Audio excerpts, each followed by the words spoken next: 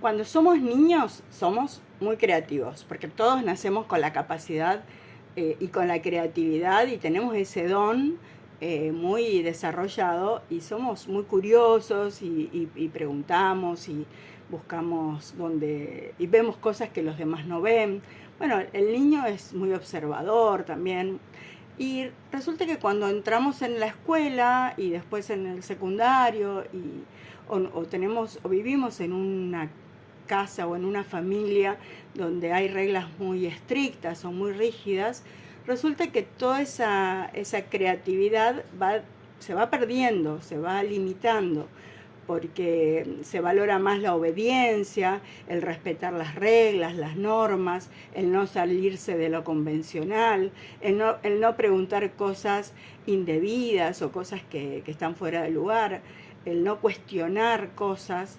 Y entonces de esa gran creatividad que teníamos cuando éramos niños, nos vamos transformando en personas poco curiosas, que tenemos miedo al fracaso, al error, hacemos las cosas de determinada manera como nos enseñaron y no se nos ocurre hacerlas de otra manera.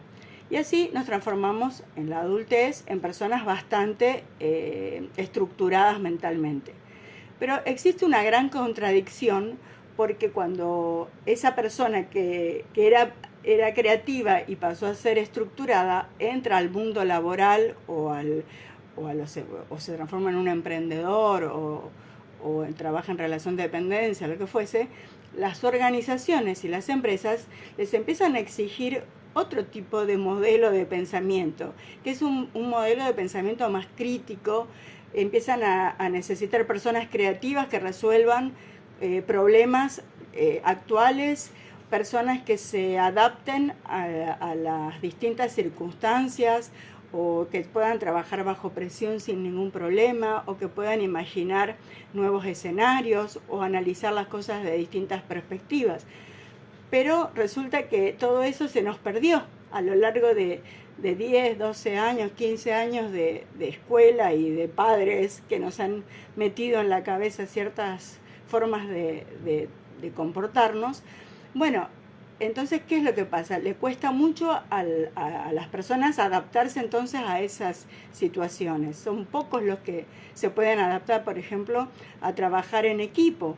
¿Por qué? Porque cuando íbamos al colegio nos enseñaban a ser medio individualistas, es decir, cada uno en su hoja, no mirar al compañero, no ayudar al de al lado, cada uno hace lo suyo.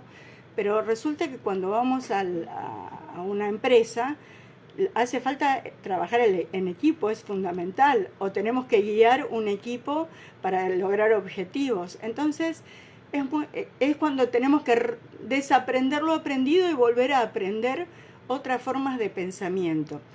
Que si bien no hay que renegar de las normas y las reglas y de las cosas que se hacen correctamente, pero tampoco hay que tener miedo a tener esa etapa o esos momentos de creatividad donde la forma de pensar es más divergente, es más lateral y donde hay un poco más de caos y que estamos más relajados para que puedan empezar a generar nuestra mente ideas mucho más innovadoras, nuevas y originales.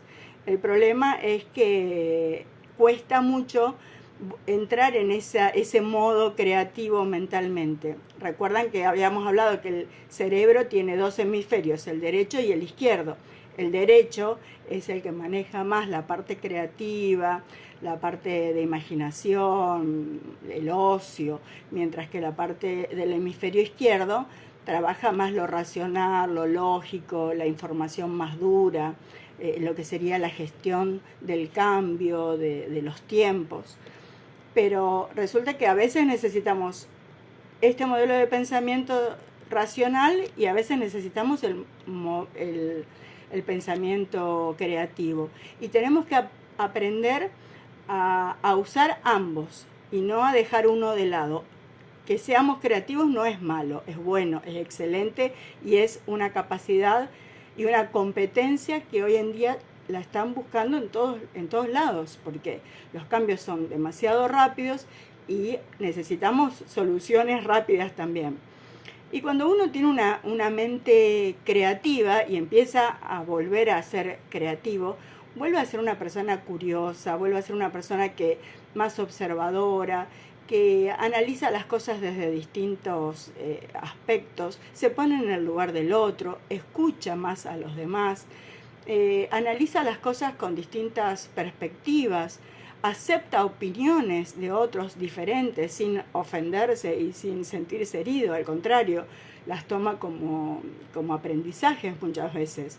Sabe relacionarse con otras personas, son personas más divertidas, más flexibles mentalmente.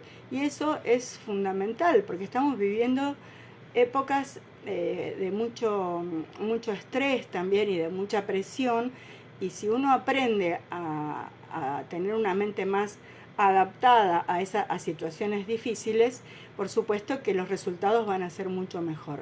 Entonces, por eso es que para mí es tan importante empezar a pensar que tenemos que relajar un poco más nuestra mente, encontrar esos momentos para poder ser más creativos, para poder empezar a pensar sin miedo a que seamos juzgados por otros por lo que digamos o por las ideas que tengamos.